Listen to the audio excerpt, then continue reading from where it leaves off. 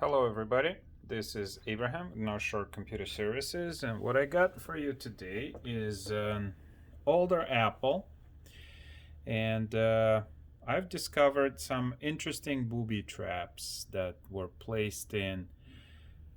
This is A1286, I believe. Just looking up the number for this particular one. A1286. So it's a 2009 model. Some people still fix them. And this one had an issue where something was spilled on a keyboard, so keyboard needed to be replaced. As you can see, this is the bare minimum that you need to basically test whether the computer operates or not. What I didn't know is you absolutely have to have the trackpad connected in order for keyboard to work. Not all Apples require that. Other Apples, you actually have the keyboard plugged into the trackpad, so that's kind of obvious that would need that. On this one, it's not so obvious. So I was plugging in the keyboard, trying to test it. The keyboard would not work. It took me a little bit to realize that this needs to be plugged in. So for those that doing keyboard replacement and you just want to have a quick check, I mean, I'm just having the one screw holding down the motherboard. I have the hard drive connected, and I just had the keyboard connected. Would not work.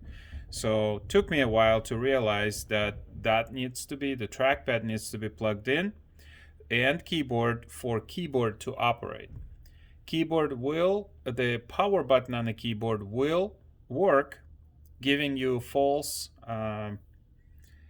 understanding that keyboard is working. Only the power button is working, not the keyboard. Another thing that happened was when I plugged in the computer, I fried this power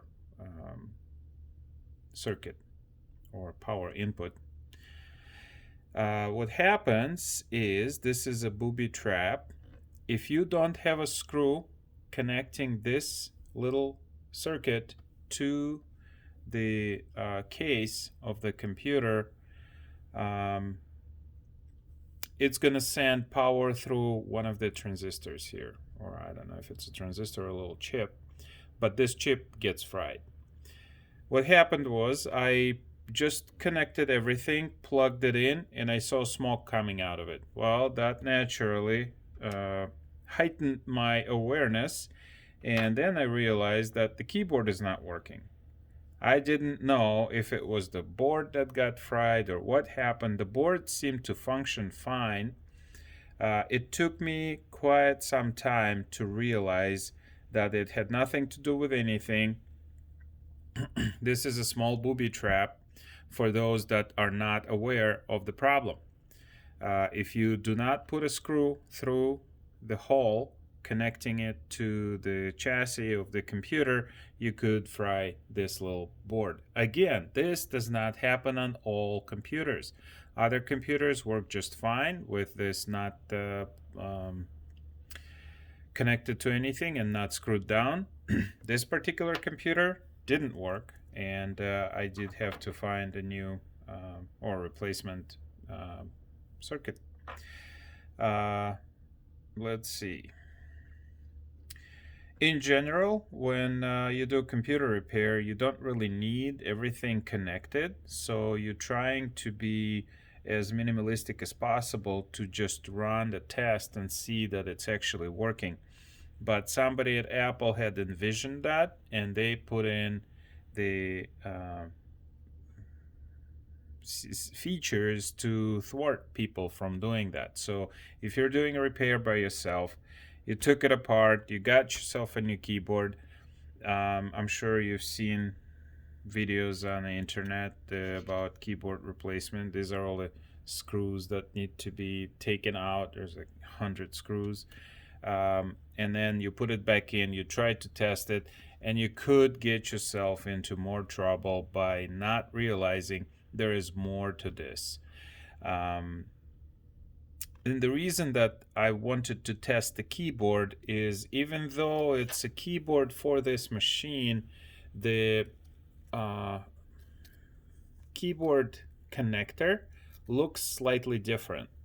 And before I have to put in all the screws, I want to make sure that keyboard is working. So this is the original keyboard, and that's the replacement, and I couldn't get it to work originally. So a lot of things have gone in an interesting, unpredicted direction before I realized what's actually is going on. If you are testing keyboard without having this plugged in and keyboard doesn't work, don't worry, plug in your trackpad.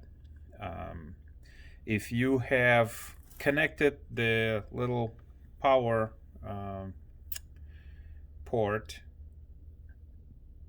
and did not put a screw through the to anchor it into the case, and this got fried, don't worry, these are not very expensive, but this does not fry the board. All right, hopefully this helps somebody. I don't know if I was crystal as a bell, or I should say clear as a bell, about the problems that could arise from trying to fix an older MacBook computer. But just be aware, there's two things that I wanted to say. Number one, when you replace the keyboard, make sure you plug in your trackpad before you test it. Number two, when you test it, make sure you put a screw into the port, power port, and one screw that hold down the motherboard. So motherboard is connected to the chassis, and the power port is connected to the chassis. That's how it sends the electricity, or I should say one of the negative, I should say, to the board. All right, save money, enjoy.